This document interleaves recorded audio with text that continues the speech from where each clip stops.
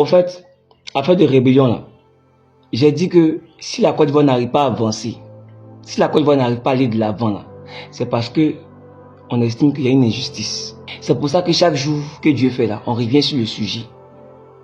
Et les mêmes gens qui ont été acteurs de la rébellion là, la plupart d'entre eux sont au pouvoir. La plupart d'entre eux. D'autres sont généraux, d'autres sont... La plupart d'entre eux. Et quand on les voit chaque jour, depuis 25 ans, parce que c'est passé en 2002 la rébellion. Et aujourd'hui, on voit encore des mêmes visages. Du coup, chaque jour quand on vous voit, au fait, on va oublier le passé. Mais vous nous rappelez tellement le passé. Qu'on se pose toujours des questions. C'est pour ça les deux vidéos là, où Gbagbo a parlé là. Et puis, ce que le gars, Kadhafi Sanogo a parlé aussi là. Témoignage il a fait sur Blaise et autres là.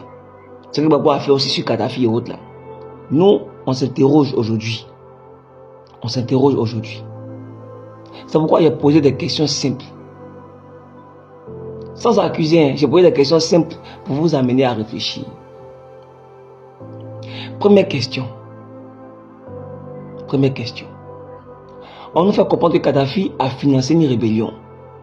Parce que Blaise Compaoré est allé chez lui présenter la crise ivoirienne. Comme quoi, des chrétiens du sud, en Côte d'Ivoire, ne voulaient pas que un musulman du nord soit candidat ou même président. Il s'agit de quelle personne? Lorsque Blaise Compaoré allait là-bas, il s'agit de quelle personne? Voilà. Il allait là-bas pour défendre qui? Lui et IB sont partis là pour défendre qui? La cause de qui?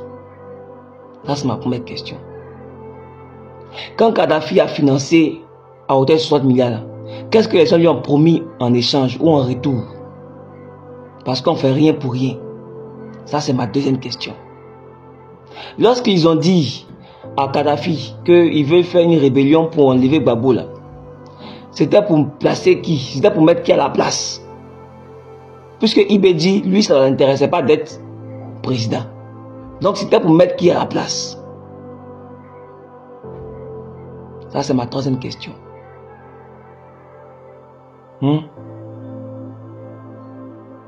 Quatrième question. La rébellion qui a eu lieu en 2002, là, on a vu des vidéos, hein, beaucoup ont eu à dire qu'ils sont là pour telle personne, telle personne, telle personne.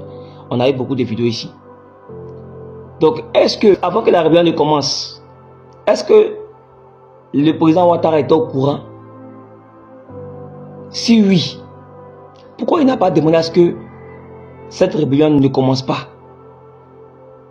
S'il n'était pas au courant, pourquoi est-ce que lorsqu'il a su que la rébellion en question avait pour but de l'installer? Parce que beaucoup ont dit qu'ils ont fait ça par rapport à un homme. J'ai été rebelle pour qu'Alassane Ouattara soit président. Oui, et c'est ça la vérité. Pourquoi est-ce que quand il a eu une information là, pourquoi il n'a pas demandé à ce que la rébellion cesse?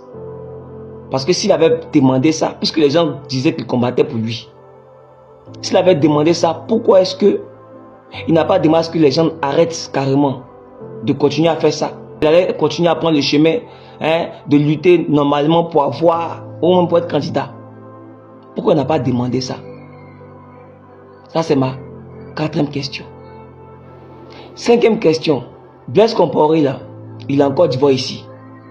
Ce qu'il allait faire là, c'était pour quel but? Lui aussi, il avait quel intérêt? À se mélanger ou à se mêler de la politique ou même du système ivoirien. C'était dans quel but? Aujourd'hui, il est ici. Il est ici. J'ai montré ici un décret qui a été signé, soit quelques mois à peine. Il a été décrété ivoirien. Ça n'a pas été respecté. Où on dit non, il faut faire tel nombre d'années d'abord en Côte d'Ivoire avant d'être ivoirien. Non, ils ont signé le décret pour le naturaliser ivoirien. Dans quel but? Pour le protéger. De quoi? De l'extradition. Parce que le Burkina avait lancé un mandat d'arrêt contre lui par rapport à Thomas Sankara. Aujourd'hui, il est ivoirien. Avec tout ce qu'on apprend comme information là. Il est ivoirien aujourd'hui. Donc on peut demander au président Ouattara de le traduire en justice pour qu'il nous rende des comptes par rapport à cette rébellion là. Dernière question. Le président Ouattara a dit en 2010 qu'il ferait la lumière sur le coup d'État de 99 et de 2010. Pourquoi depuis jusqu'à aujourd'hui ça traîne? Maintenant à vous de réfléchir. Merci.